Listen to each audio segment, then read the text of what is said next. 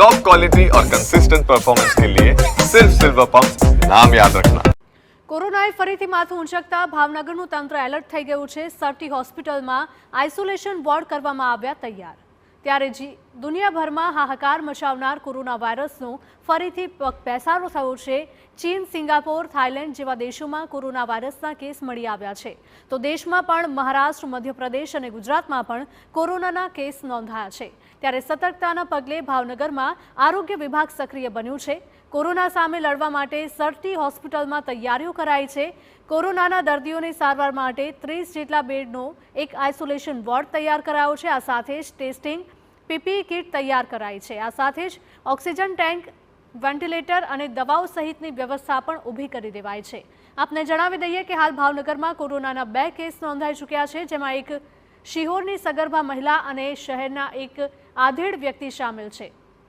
આધેડને તો આઇસોલેટ કરવામાં આવ્યા છે અને મહિલાને સરટી હોસ્પિટલ ખાતે સારવાર અપાઈ રહી છે। બંનેની સ્થિતિ હાલ સામાન્ય છે। ઉલ્લેખનીય છે કે રાજ્યમાં હાલ કોરોનાની સ્થિતિ ચિંતાજનક નથી, છતાં ભવિષ્યની સંભવિત પરિસ્થિતિને જોઈને પૂરી તકેદારી રાખવામાં આવી રહી છે।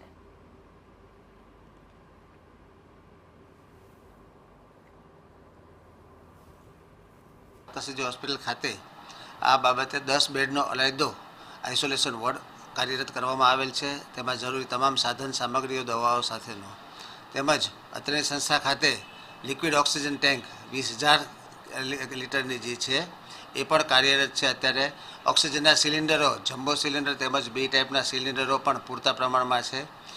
આ અંગેની જરૂરી દવાઓ પણ આપણે અત્યારના સેન્ટ્રલ સ્ટોર ખાતે પણ ઉપલબ્ધ છે અને આ કોરોનાના નિદાન માટેની જરૂરી લેબોરેટરી સુવિધાઓ પણ આપણી સંસ્થા ખાતે કાર્યરત છે।